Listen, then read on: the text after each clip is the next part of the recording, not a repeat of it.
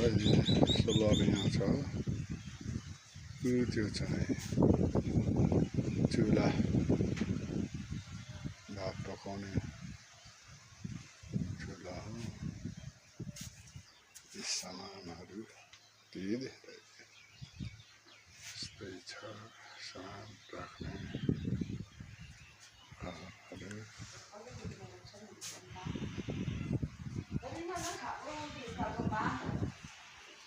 यो चाहिँ मेसिन हो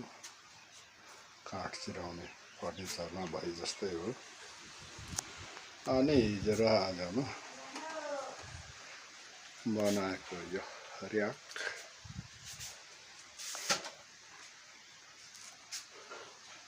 जुत्ता राख्ने र्याक यो चाहिँ टेबल